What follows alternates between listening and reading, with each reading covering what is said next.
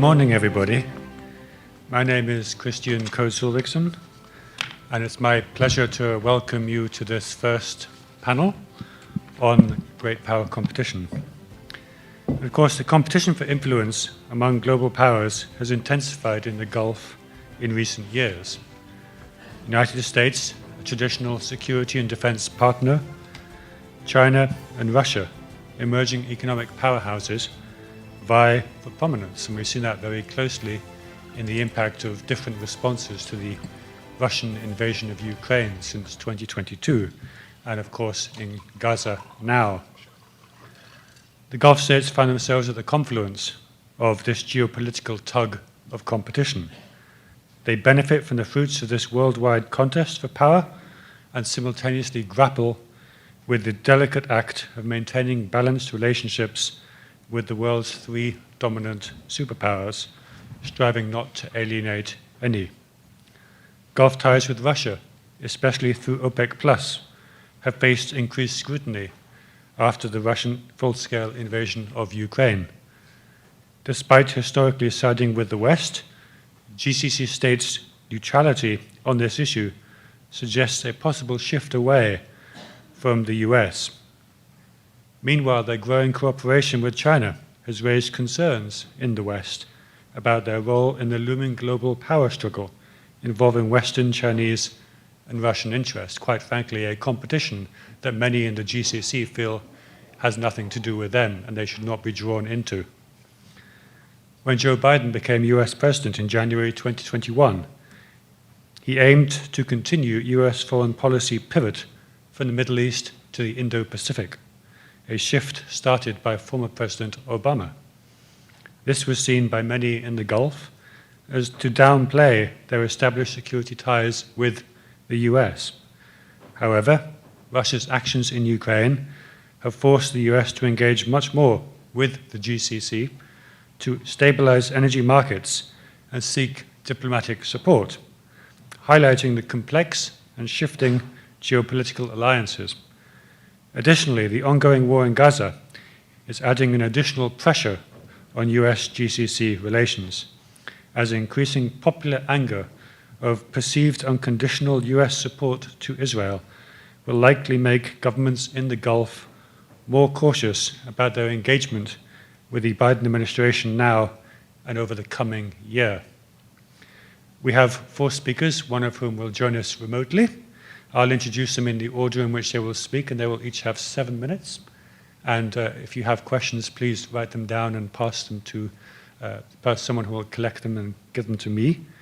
Our first speaker is Dr. Paul Salem, President and CEO of the Middle East Institute, where he focuses on issues of political change, transition, and conflict, as well as the regional and international relations of the Middle East.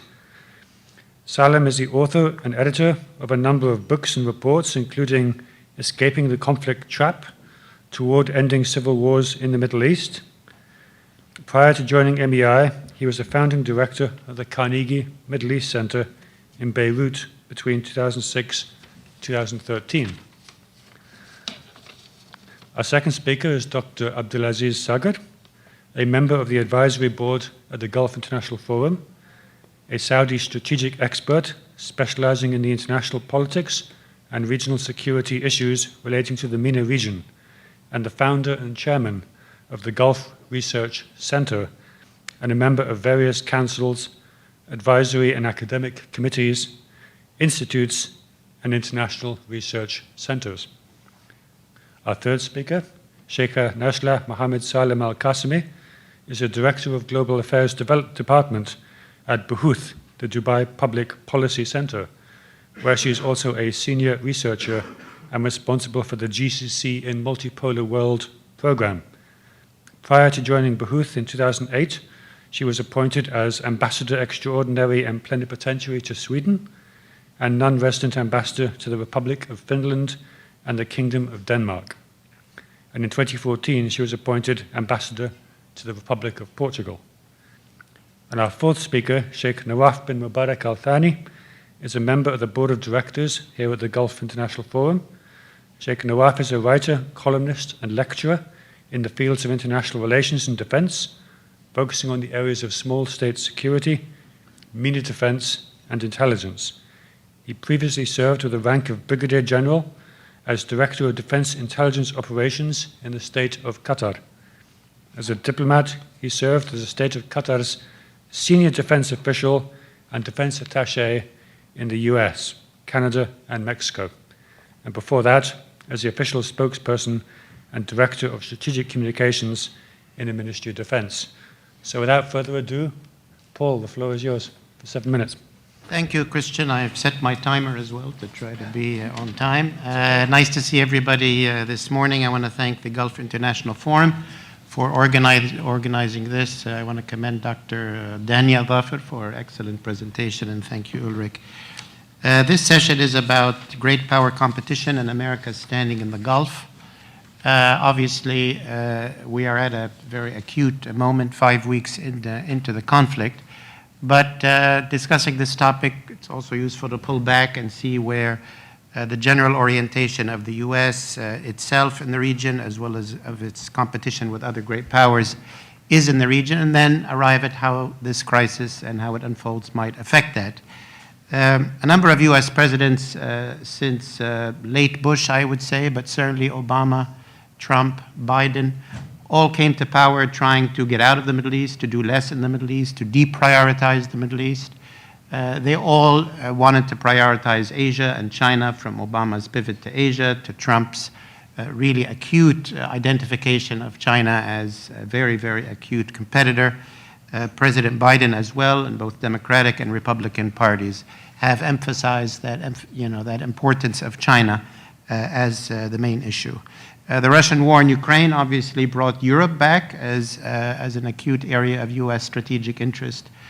So both the South China Sea, Taiwan on the Asian side, and Russia and Ukraine on the European side were really what was seizing U.S. attention.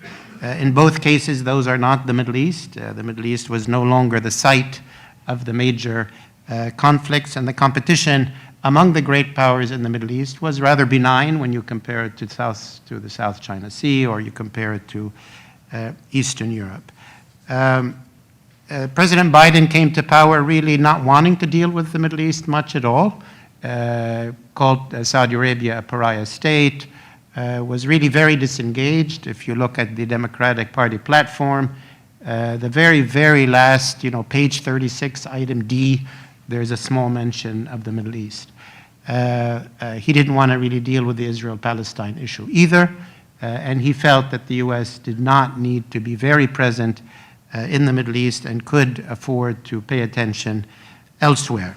I think, as Christian emphasized, the Russian war on Ukraine dramatically changed that dynamic, particularly the threats to energy markets, Western European energy, which brought back President Biden to the Middle East, his famous visit about a year ago, to repair relations with Saudi Arabia and other Gulf countries, partly to control energy markets and energy prices. Some of that relates to Western Europe, but a lot of it at the time related to the price of gas in the United States itself, and realizing that Saudi Arabia and the Gulf are big players in that. It also brought the U.S. back to the Eastern Mediterranean, where offshore gas is much closer to European markets. It's a cleaner energy. It's something that Western Europe wants to move towards. We saw mediation by the U.S. between basically Hezbollah and Israel to get a border deal between Lebanon and Israel. We've seen other efforts, and it's interesting to follow East Mediterranean gas markets even in the last 4 or 5 weeks that we've seen. When we look at the U.S. in general, it has enduring interests in the Middle East. It is neither a number one priority, but it is also present as an interest. And those interests are easy to list. One is an enduring interest in energy. It's true that the U.S. doesn't get much of its energy from the region, but China gets half of its energy from the Gulf. And the U.S. does not want to cede control of that energy to China, certainly doesn't want to cede it to Iran. So U.S. fleets remain in the region partly to keep a handle on global energy markets, on Chinese energy, and so on. Trade routes, the U.S. wants to keep them open, both in the Persian Gulf, Bab el-Mandeb, Red Sea, Suez Canal, Much of global trade goes through that to keep the global economy healthy. The U.S. wants to maintain the supremacy of the U.S. dollar. A lot of that depends on decisions made in the Gulf in the long term over using the U.S. dollar or other currencies. So far, that has been secure. But the U.S. dollar is one of the strongest weapons in U.S. foreign policy because that's where sanctions become effective.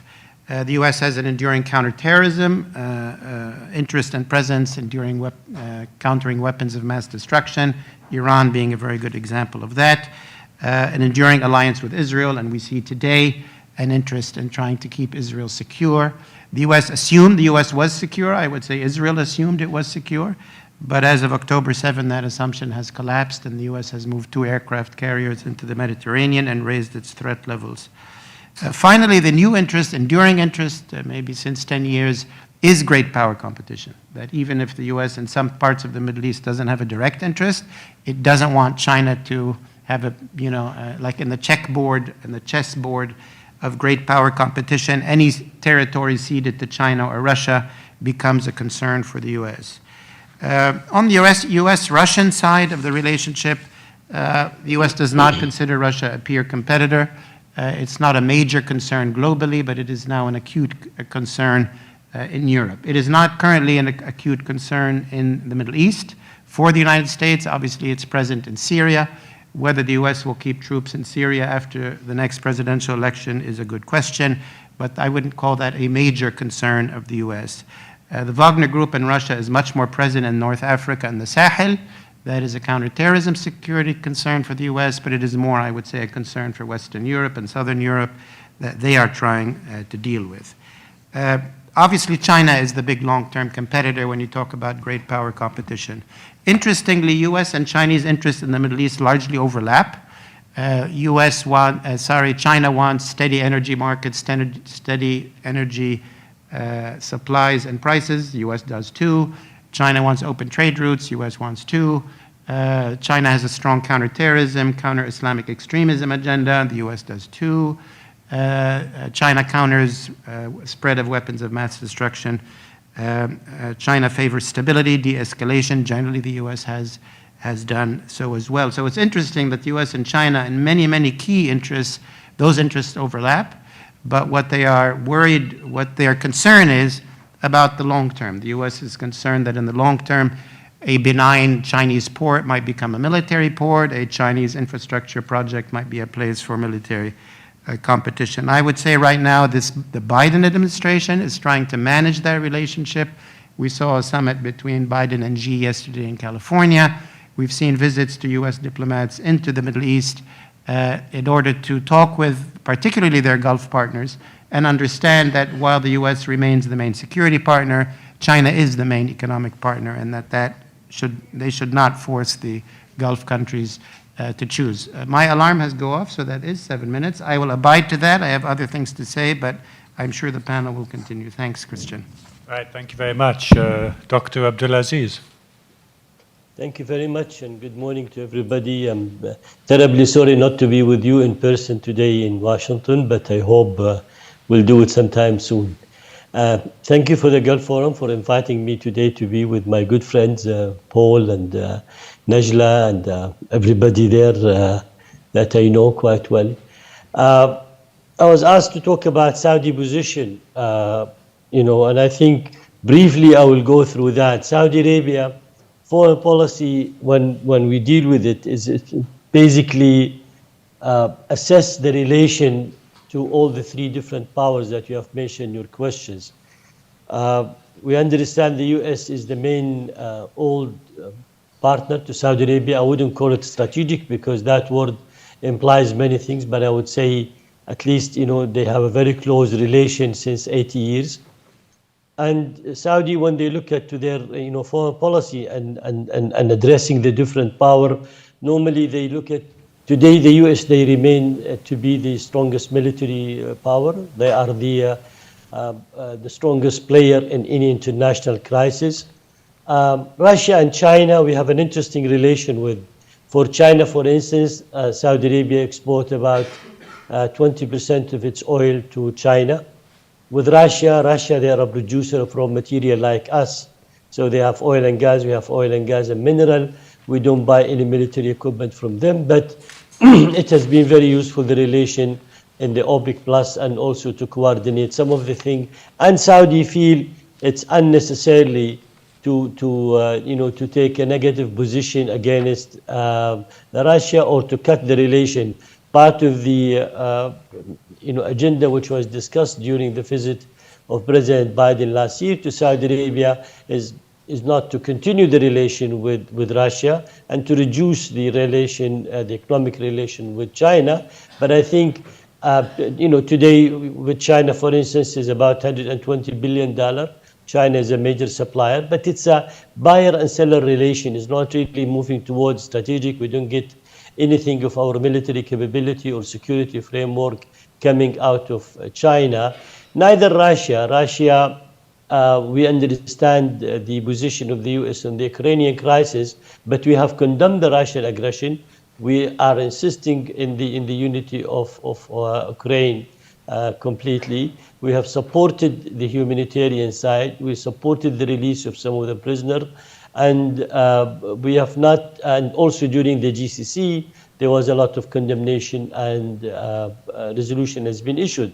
But at the same time, Saudi did not wish to see themselves part of the US group that have created taking a sanction or cutting the relation with Russia and that one. And we have always said a political solution will be a far better result than continue the situation on the Ukrainian crisis.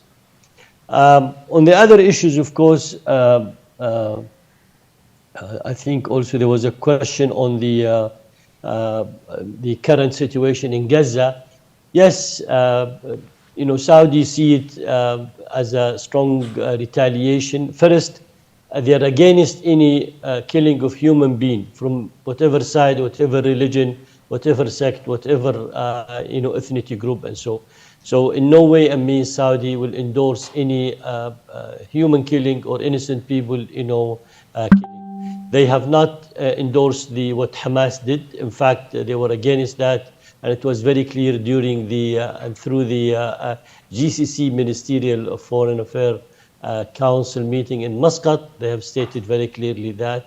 But at the same time, Saudi still believe the long-term unfair treatment to the Palestinian have created a situation like this in Gaza.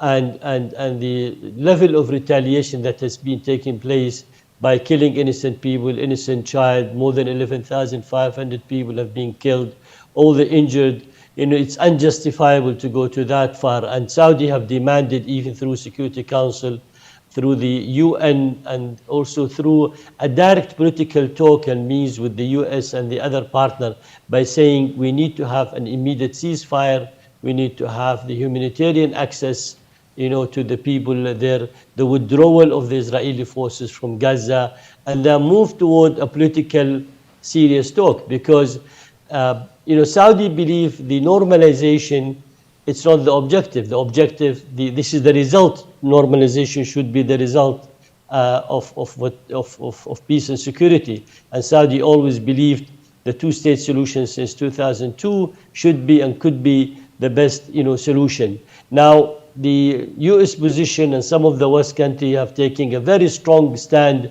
in fully endorsing, supporting the Israeli without putting any restriction to the innocent people, to the situation there. I think this can push more radicalism in the region. That sort of strong retaliation from the Israeli will push for a strong retaliation. The big question was, will Hezbollah in Lebanon be involved? Will Iran be involved? I think both have seriously lately indicated that they do not wish to be involved in this crisis, and they are sit-and-watch situation. We have to understand the Egyptian and the Jordanian position. In no way that they have interest to lose their peace agreement that they have signed, whether Wadi Araba or the Camp David with the Israeli. But at the same time, accepting new refugee would not be something, and forcing people to leave their home and their country, that is something would not be endorsed by any country. And as you have maybe follow up the Arab League and the Islamic war, the OIC, the Organization of Islamic Country, both summits have taken place in Riyadh. They have dealt in depth with this issue. And continuing for, the Israeli can never get rid of the Palestinian can never remove the Israeli. So what we have to end up with is really having a peace agreement and even modified version of the two-state solution.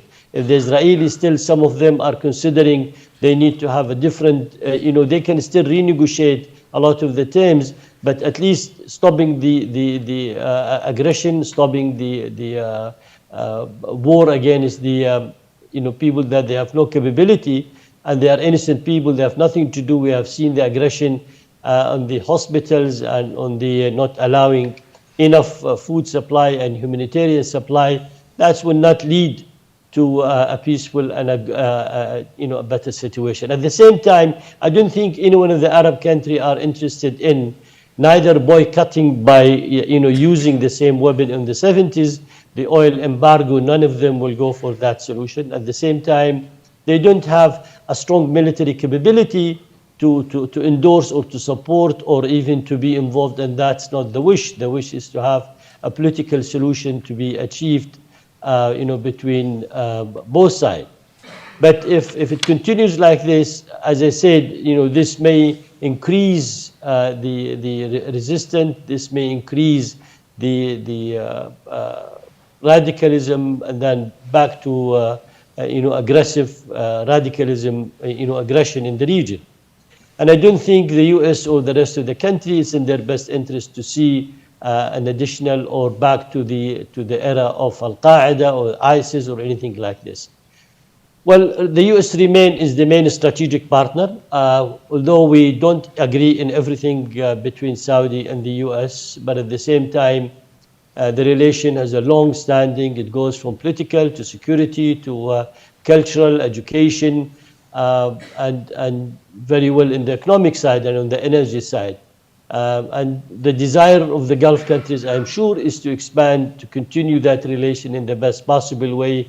U.S. remain the biggest guarantor, security guarantor in the region. Neither of the two powers that have been mentioned, China or Russia, can play the role of a security guarantor in the region or even play the role for providing the necessary security. So this is why it's an old term, it's an old relation between both sides, but we need to have a better understanding. We need the U.S. to see the true picture. The Israeli normally, there is two elements that affect their decision. One, if there is a domestic pressure inside Israel, as it happened before in 2006 and in south of Lebanon and Gaza, and at the same time, if they have a massive military losses, which is not yet the case, but the longer the conflict continue in Gaza, we're going to see that sort of domestic resistance and resentment inside Israel and worldwide, that will be more clear. And we have seen it now in countries in Latin America and some of the other countries today that are, calling for a peace, and the Israelis should, definitely stop, using this aggressive and, approach. Try to negotiate.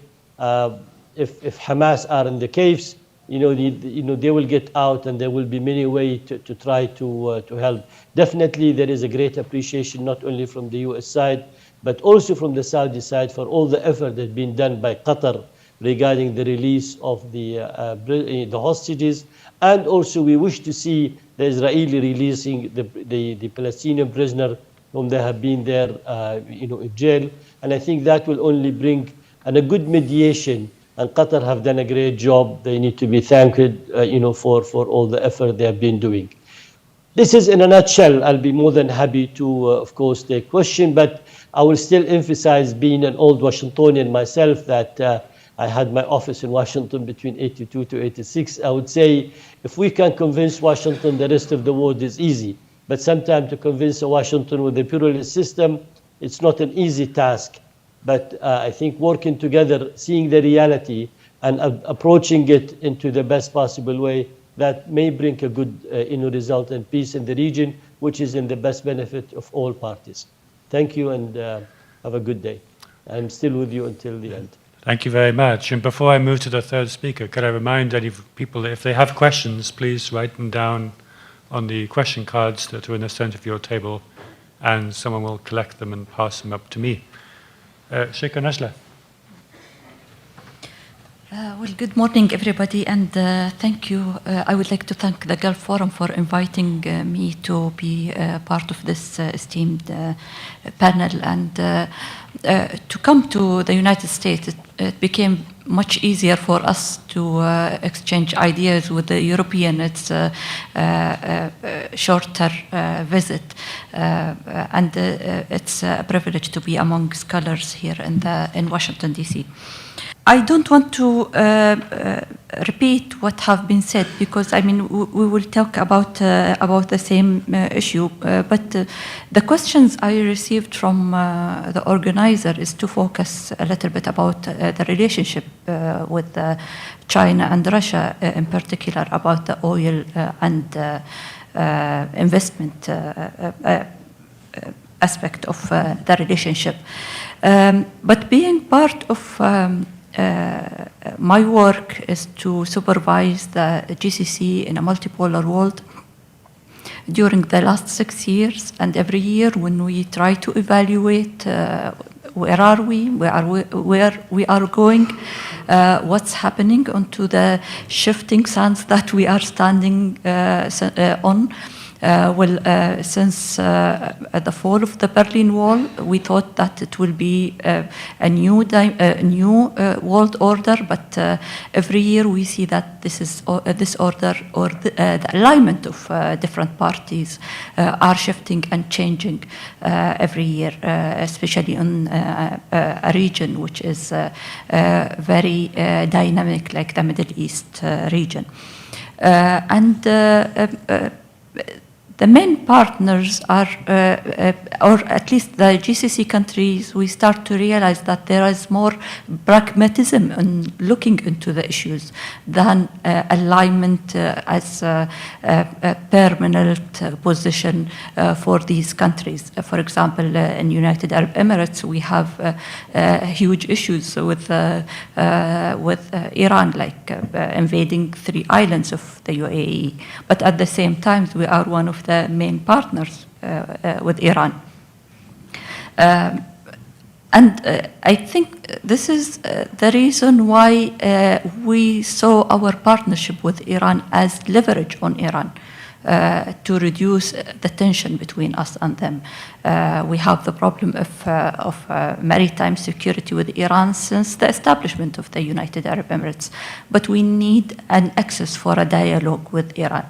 So having said that, I mean, coming back to the issue of China and Russia, also part of this scope, we realized that in the Gulf in general, and in particular UAE, it's a region that connects the West and the East. It was part of our understanding to the world around us. That's why, for example, in United Arab Emirates, we have a relationship with both Russia and China very early in our personal history. Even, I mean, before the fall of Berlin, we have good relationship with these 2 countries. And we didn't realize that this is a relationship that,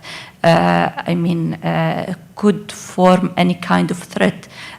China, for example, always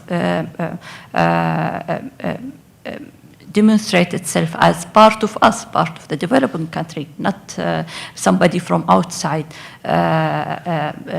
the scope of our region. China always introduce itself as we are here only for the economic issue. Yes, I know that this is a changing policy. In the recent years, we start to see that China, for the first time in its history, has a specific policy toward the GCC. They start to aspire for a more political engagement, offering to mediate with the issue of Iran, recently also the issue of Palestine. This is a shift that we realize, but also for the matter of Iran, for example, China is the only country that has leverage on Iran. United States don't.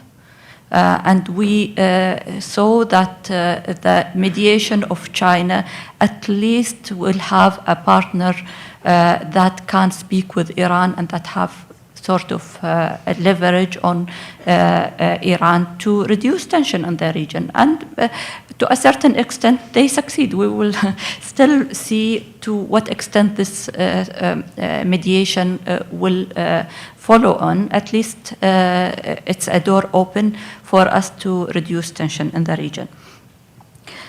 When it comes to investment, UAE was partnered with China in many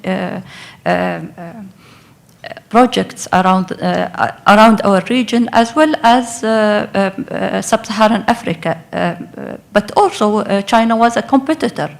And for us in the Gulf, we don't see this competition as against us, but it is a market that needs more involvement. For example, I read a lot on the media about the competition on ports on East Africa. But there is a study by Dubai Port that said that this region in particular needs at least 11 ports. So the competition is not there. It's in the contrary. There are more need than currently exist. But there is a possibility for cooperation with a country like China in this matter. On the other side, yes, there is a lot of stipulation for these projects, and our question also always for our partner in the West and in the West, and in particular, I think Britain start to feel that shift on our relationship with China, and they start to take some kind of measurement on investing together. And there is a lot of partnerships start to form just recently with UK in this area. Because for us on sub-Saharan Africa, it's mainly about cooperation and giving different opportunity to invest. Of course, if there are better opportunity, it is welcomed. But if there is the only partner that we have is China, this is the only partner we have in sub-Saharan Africa. The same goes with the issue of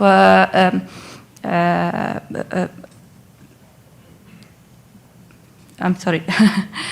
The same goes with the issue of working with China, as I explained earlier, with Iran. It's also a good partner to work with Iran at the moment. But we are open for another opportunity. And by the way, even I heard from people on sub-Saharan African countries where they are willing to look into other offers, if not China, then who? Now I remember the example that I wanted to say is, for example, the communication system. We were asked for by the American is that not to use the 4G from China. Well, what is the alternative? It's the only company that offered such technology.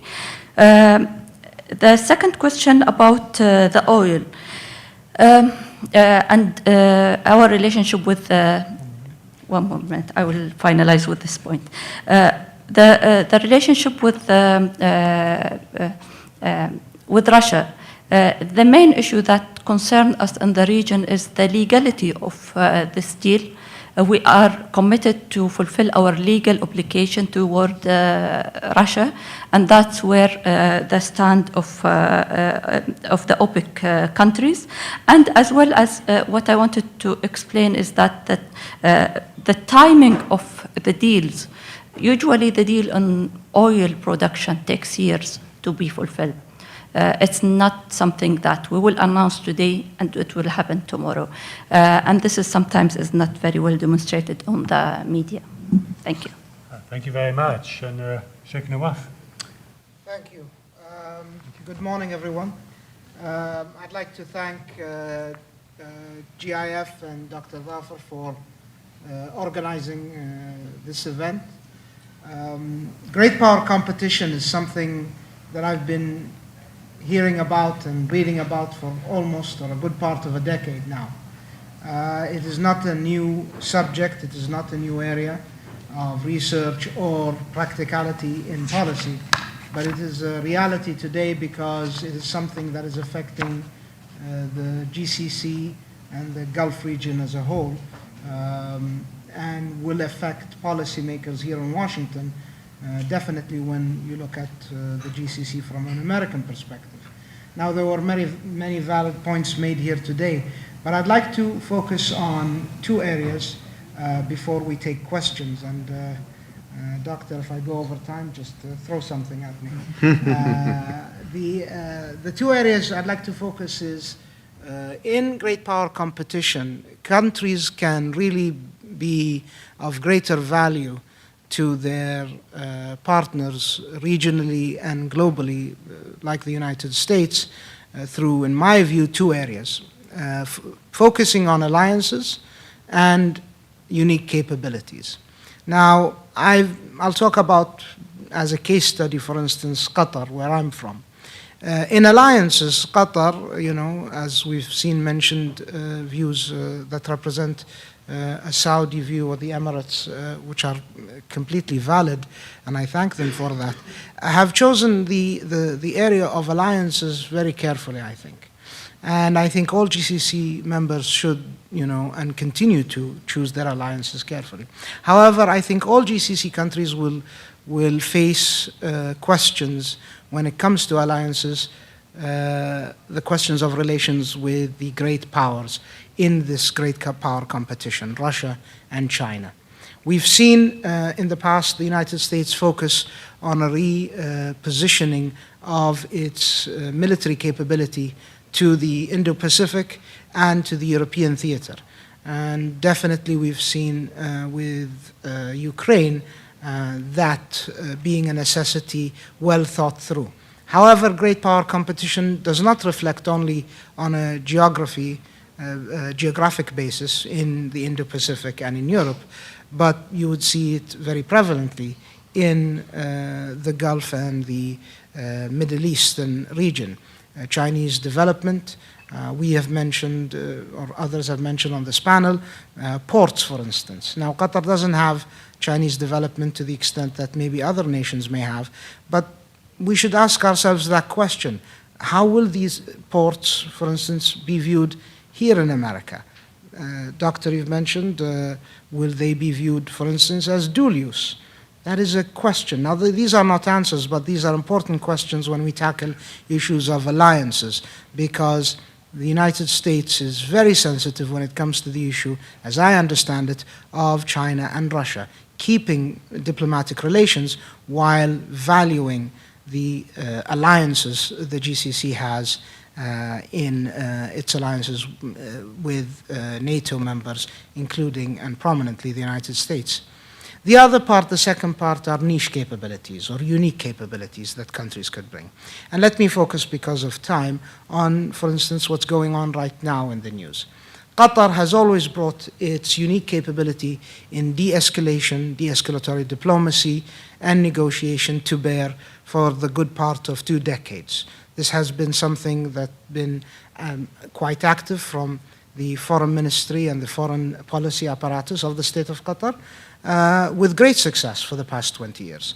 It has also brought to bear a support element from the defense capability in bringing the unique strategic lift ability that Qatar has within the region in support of policies of the state of Qatar, in, for instance, humanitarian aid, in this case as well in Gaza, by having one of the most robust air supplying capabilities of many nations in the region, supplying humanitarian aid to the Egyptian border. Unfortunately, there is that big question of the Israeli cooperation in allowing those supplies to enter in a timely manner. Now, if we focus even more on that niche capability of negotiation, we find it in Qatar quite unique, and I spoke about this yesterday at your class, Dr. Georgetown. The state of Qatar has the only constitution, at least that I know of, and I'm looking forward to seeing the questions if I'm wrong, that has in Article 7 of the constitution a requirement to de-escalate, a requirement to negotiate, a requirement to seek a peaceful resolution. This is a firm and part of the fabric of our state, and a firm part of the being, since it's part of the most sacred civilian document, which is the Constitution, as it is in our religious text as well.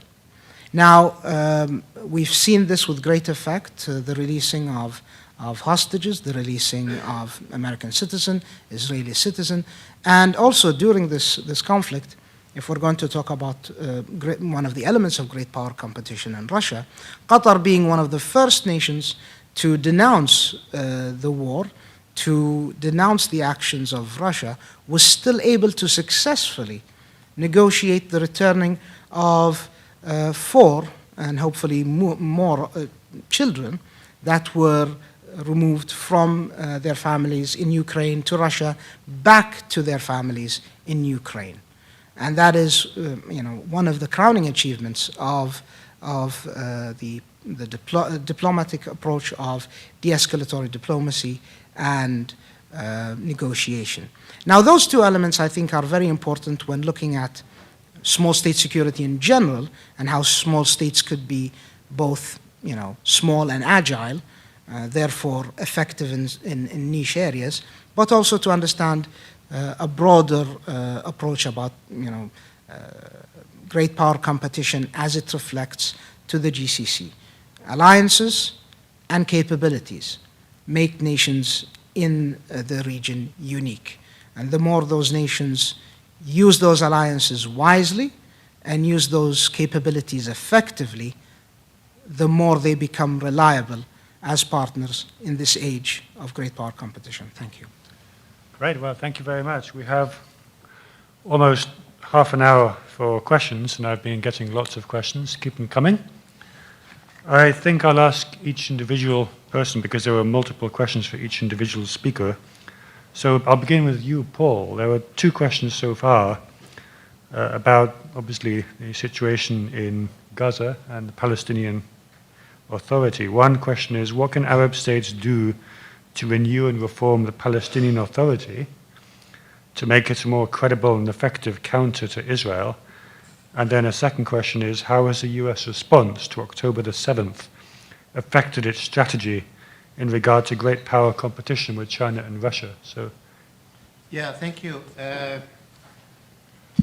On the sort of Arab position, how to react to sort of the outcomes of this war, I think the war reminds everybody that the Israeli-Palestinian situation, it sounds, should go without saying, needs a political resolution. It's also absolutely clear there's nothing other than a 2-state solution. There is no one-state solution. There is no no-state solution, which was what I think Israel was hoping for. So all concerned countries should put all of their efforts to work towards a major, I would say, international conference, regional effort, to try to make a 2-state outcome a reality. I think the Arab countries have a tremendous role to play in this potential. Previously, the Arab countries, and I still hear it, we want the US to come in and fix this situation and give us a 2-state solution. That never happened. It's never going to happen. The US has leverage on Israel but cannot use it for many political reasons, or chooses not to use it. So I would say, being an Arab myself, we have to deal with the situation directly. In order to serve the Palestinian cause, the end result needs to be a two-state solution, not simply hostility. Hostility doesn't serve the Palestinian people. The main negotiation has to be with that section of the Israeli public that either is or can be made to be supportive of a two-state solution. I was disappointed with the Arab League and Islamic Conference statement. It did not, as far as I could tell, condemn the attacks. I know some countries did, but the Arab countries blamed the West for using double standards.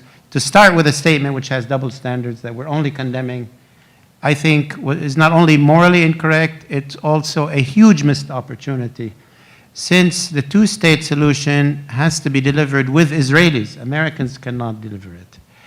It's also the case this is the first time there could be a serious effort towards a two-state solution where the Arab countries, particularly the currently dominant ones in the Gulf, mainly Saudi Arabia, but certainly Qatar and the UAE, we already have Egypt and Jordan. They're not that powerful as Egypt was in the past. But now they are in the driver's seat of how Israel proceeds and how it integrates. It is not like the Oslo time, when the Arab countries really had not much to do with it. And I think it behooves the Arab countries to have a unified position, to have a forward-leaning position, to engage with Palestinians and Israelis. The obstacle to peace is currently not the Palestinian Authority. Yes, it's weak. Yes, they haven't held elections.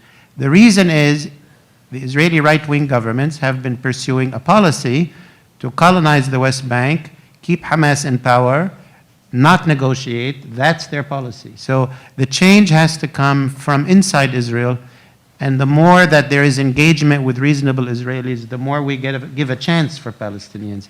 If and when that moment is there are many ways to strengthen the Palestinian, 100 ways to strengthen the Palestinian Authority.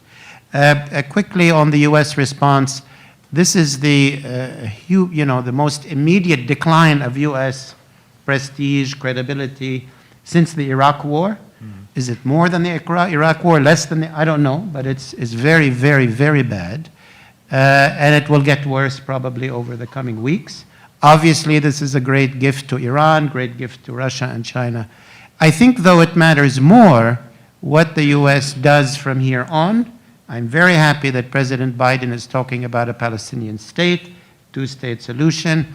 I don't know if in the middle of an election year he can pull together a Madrid peace conference, any breakthroughs, but if the U.S. leads on peace, it will regain a lot of its relevance, and if the Arabs are partners in that, the U.S. will rebuild a new regional peace order built on more justice, where the U.S. has been a positive player, not a negative player. Thank you. Thank you. And of course, the Madrid Peace Conference didn't save the incumbent in 1991 from defeat a year later. This is true. Dr. Abdulaziz, we have a number of questions about Saudi Arabia and in relation to what happens next in Gaza and also with Israel. What's a realistic scenario for the day after in Gaza from a Saudi perspective? Is there any prospect for a joint US-Saudi initiative to try to push forward peace talks after any ceasefire is eventually agreed? And in the event that a two-state solution can be implemented and a normalization deal between Saudi Arabia and Israel can be agreed, could Saudi and other GCC states advocate better for the Palestinian states' rights to their resources, especially gas and oil and maritime, to protect them from being disadvantaged economically? So a number of questions about Saudi Arabia, Israel, and what happens next in Gaza. Well, I hope I can answer all those questions, but let me start by saying President Biden said we cannot go back to prior to 7th of October. Yes, I think the big question, what is going to happen in Gaza? Who's going to rule Gaza? Is it the Palestinian Authority? Is it a new administration in Gaza? Is it the Israeli government is going to have a full control in that? Is it an international, administration? We don't know. But I think honestly, that will complicate the situation if we don't try to bring Gaza back into one place, and if there is no stop for deporting people and forcing them to leave their home, if there is no ceasefire, if there is no humanitarian support, if there is no reconstruction of Gaza, that will complicate the situation, and that will re-energize and the creation of another militant group, no matter what, Hamas or non-Hamas, to have, such a resistance. In terms of normalization, Saudi, did not object to any normalization that have taken place, whether between UAE, Bahrain, Sudan, Morocco, with Israel. This is a sovereign decision. At least there's a 35 state member in the OIC, in the Organization of Islamic Countries. They do have a normal relation to Israel, and having a diplomatic relation, it doesn't mean that you agree with everything that the other side does, but at least you have a direct access. And I think Saudi, negotiation prior to 7th of October was based in three things. Two has to do with the US, the civilian nuclear program that the Saudi are interested to have for their future, power plant. And second, of course, was the security framework. And in my personal opinion, any security framework in the region has to take in consideration three things. One, inclusiveness. We need to have everybody inclusive in that security architecture arrangement in the region, which means you cannot neglect Iran, Turkey, Israel. You have to, because if you neglect any one of this party, there will be a spoiler, and they will really work against anything like that. Second, we need to resolve current problem in the region.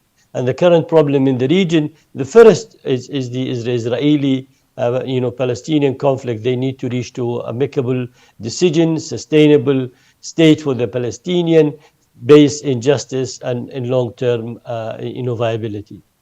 And third, we need to have the guarantor. If there is no guarantor to be provided for any security architecture in the region, then again it will be difficult. It will be a platform for rising again of another conflict. We have it from Libya to all the way in Yemen.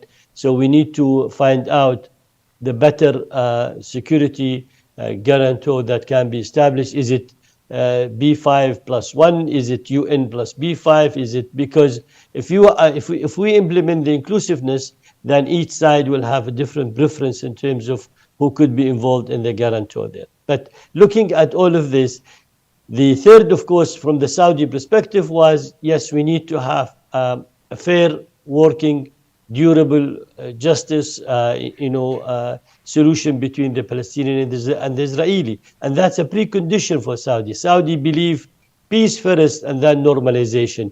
Other country may have thought that going on a peace process, this may help to bring peace to the region. But when we listen to Netanyahu, and he said he need to normalize with all country before resolving the issue with the Palestinian, that doesn't make sense. If you really want to end the conflict and the problem, then you have to start with the party that, basically, as Paul said, they are the one that they need to be resolved with, and they need to address the subject with. So looking at that in general, yes, the US can have a significant role. I was of the opinion that maybe Saudi should call for an international peace agreement. However, we have seen the European encouraging another Madrid. The Chinese are calling for international peace conference based on the two-state solution. There is too many call. Even the Arab Islamic Summit in Riyadh did call for that. The question is, who's going to start it? What are the bases? What are the conditions? What is the prerequisite prior to host or to have such a conference? But all what we are sure about it, if the US seriously involved, they are the only one who can exert the reasonable pressure that may lead to another peace. I mean, 1973 have led to Camp David. The Iraq invasion of Kuwait have led to Madrid and then Oslo. We don't know, maybe Gaza now may lead to another peace in the region that can really work, and the region can enjoy after this the security and stability. And at the same time, if one of the objectives of President Biden last year visiting Saudi Arabia, when he said we will not leave the gap, we will fill the gap, then he's only creating a gap today and allowing other power to be involved in the region much more aggressively than what they used to, and giving them a better chance for playing such a role. Thank you, sir. Thank you very much. Sheikha and Najla, there were two questions here for you. One, what is the UAE perspective on what happens next in Gaza, and is there a role for the UAE? And then secondly, and somewhat in keeping with the great power competition, a theme of the panel, is there a role for China or Russia in trying to resolve the dispute with Iran over the islands, Abu Musa and the Tuns? Well, regarding the Palestinian issue, I think UAE, one of the countries that was very clear in its position, is that negotiation is the only way to resolve the issue. Still, UAE think that the leadership in Palestine has to come also with, in terms of agreeing on certain issue. We still believe that it is a solution has to come from the Palestinians themselves, and UAE is willing to support that solution that comes from the Palestinians. In the matter of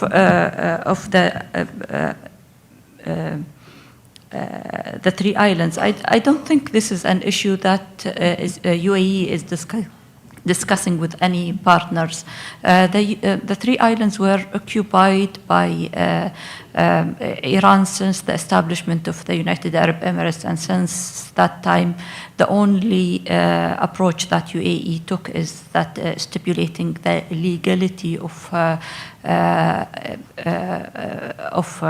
the ownership of these islands through their demand of peaceful negotiation through the United Nations. And every year, UAE raised the question at the United Nations, and that's as far as UAE go with the solution, because having other solution than diplomatic or legal solution, I don't think it's in the benefit of the United Arab Emirates. It's only confrontation that will lead to no way. Since 1972, every year UAE requests from the Iranian to form or to raise this issue to the International Court, but Iran refused. We never asked any country to mediate in that matter, and I don't see China is the right mediator. Maybe the one point that I wanted also to add in my initial speech regarding this matter is that even that we have growing relationship with both China and Russia, but still our connection with the Western world is much more deeper than what our relationship will take us with the East. Security matter speaking, we still depend 99% on our security on the East, on the West. We partner with the West. As I always say it, the radars will not talk to each other if we have Chinese radar in the middle. So there will continue be connection with the West. We are very deeply connected with the West in terms of even institutionalized. UAE, I think Qatar and Kuwait are observer member on the NATO. And we aspire also to see this relationship even deepened, not just to continue as observer. I think there was a request that we have more of like partnership more than an observer to the NATO. Still, this is not happening, but we still looking forward to that. So I don't see that our relationship with the East will take the place of our relationship with the Western country, Europe and United States in particular. Thank you. And Sheikh Nawaf, firstly, in your view, why is Israel not cooperating to allow more humanitarian aid into Gaza? And secondly, also, both Israel and the US see Iran as a principal contributor to the crisis in Gaza. How will the GCC states react to any new anti-Iran initiatives, either within the US or by Israel? Thank you. Well, I think the answer to why isn't the aid entering into Gaza is the same answer why civilians are still being bombed in Gaza. It seems that while a large group, hopefully a majority, as I see it from Israeli civilians, view this the killing of civilians in Gaza as absolutely disgusting. The government, however, neoconservative, right-wing extremists have basically took over the narrative that this is the Israeli view, to wage war without end, to wage war without an end state, at least not a clear stated end state. They've been, marginal states of, we have to kill, all the, as, to quote the Minister of Defense of Israel, the human animals in Gaza. But there isn't a clear end state. And to that effect, there hasn't been a serious approach, a serious attempt by the Israeli government, in my view, to alleviate the suffering of the Palestinians. The Biden administration has made it very clear that, as an example, the Al-Shifa hospital should not be attacked, should not be overrun, and yet the Israeli government ignored that. The ICC is, discussing many matters dealing with the legality. I'll leave it to the, specialist in law to look at that. But all of that brings, unfortunately, the concern of no end state, no seriousness in moving forward.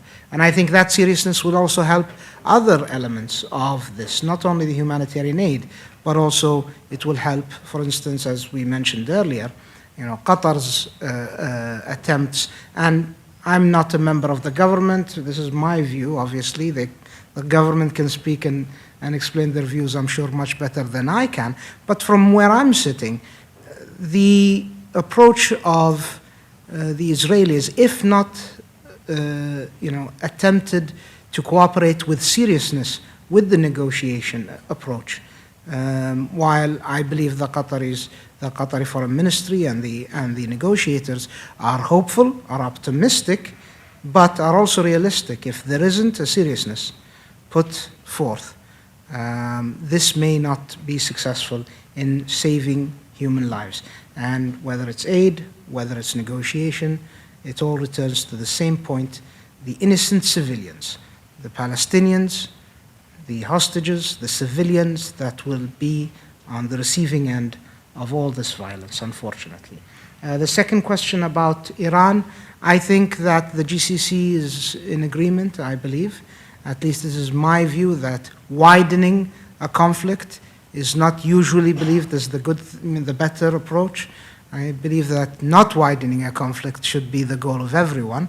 And this, unfortunately, needs everyone involved, the Israelis, the Americans, and the Arab countries, to realize that a forever war, again, is not something that anyone wants, neither the US or the Middle East. I think everyone's, fed up with forever wars again. So I hope that does not, involve other players. But thank you for the question. Thank you. I think summing up this excellent panel, and I think a number of speakers, including Dr. Abdulaziz, have made the point that previous rounds and escalations of fighting between Israel and Palestinians have produced other moments in 73 and 91 with Madrid. And of course now there can be no going back to the pre-status quo ante of before the October 7th. Something will have to change pretty fundamentally, and if it at least refocuses attention on the need for a two-state solution, on the sort of the view that we cannot just keep bumbling along, hoping that nothing will explode and that Gaza can just go away as a problem that's no longer sustainable, if it ever was. And I think it wasn't, but it's now become evident in the most horrific way, first on October the 7th and now in what we've seen ever since. And the difference now, from now, say between now and 1991 with Madrid, is that the Gulf states, the GCC states, are now some of the most influential political, economic, and diplomatic actors in the Middle East. And so it may be logical that there's a much greater role and perhaps leverage that the Gulf states can play. And of course, in Saudi Arabia's case, with the potential for a normalization with Israel at the end of it, if leverage is played in certain ways. And so I think these are all dynamics to keep in view. Of course, for that to happen, we do need to bring the fighting to an end. And so I think, obviously, the Gulf states have been calling for this, and this, I think, is very much something that will be at the forefront of diplomacy in the weeks and months ahead. We are almost done, so I'll pass back to you, Tim, but thank you very much to the panelists for such an excellent panel.